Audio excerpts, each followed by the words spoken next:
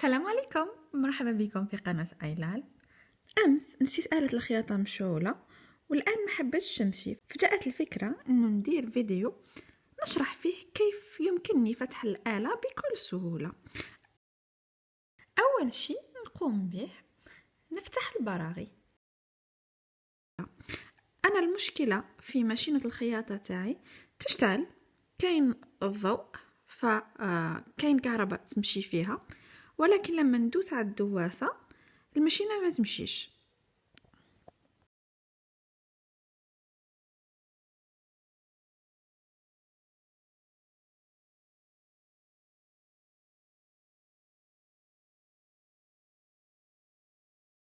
ما ننساش البراغي اللي تحت الآلة.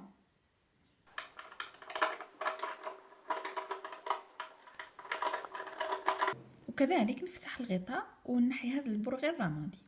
البراغي السوداء هذه ما نفتحهاش. ما ننساش البرغي اللي في جانب الآلة. بعد ما فتحت كل البراغي نقوم بإدخال مفك البراغي التورنوفيس من الجهتين كما راه مبين في الفيديو، وندفع الغطاء للأعلى حتى ينفك، ونزيد نفتح هذا 2 براغي.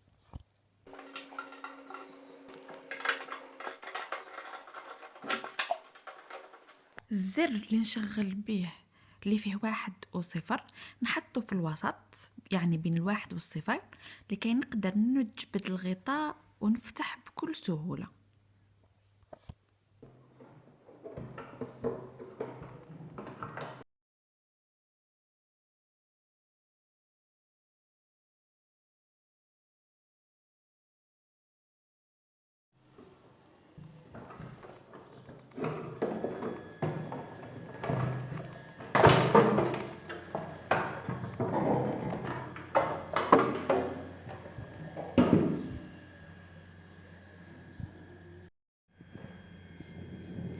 لقيت سبب تعطل آلة الخياطة. هنا في هذا الفراغ عادة كاين واحد القفل يدخل فيه الخيط تاع الدواسة، ها هو.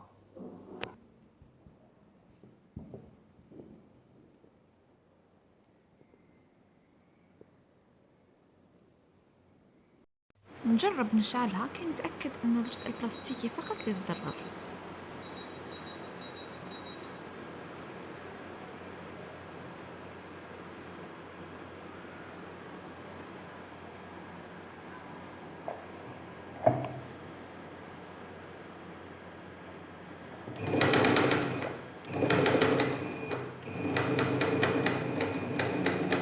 الحمد لله راهي تمشي.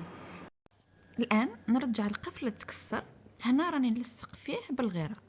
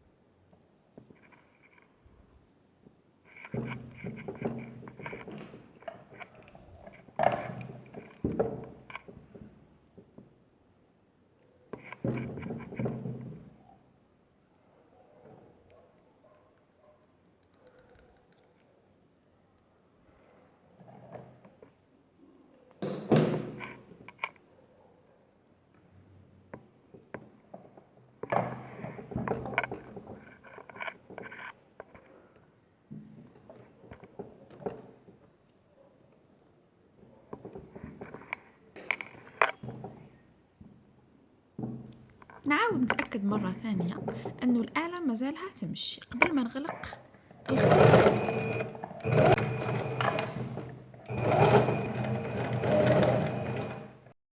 بعد ما كملت لصقته نرجع التاج باستعمال مفك البراغي للمكان المخصص له.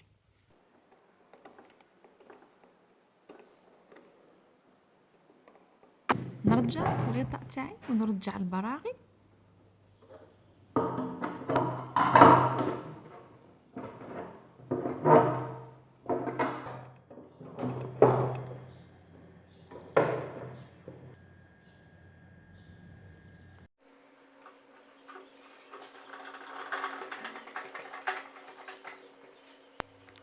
الحمد لله كملت، رجعت الآلة تاعي وراهي تمشي.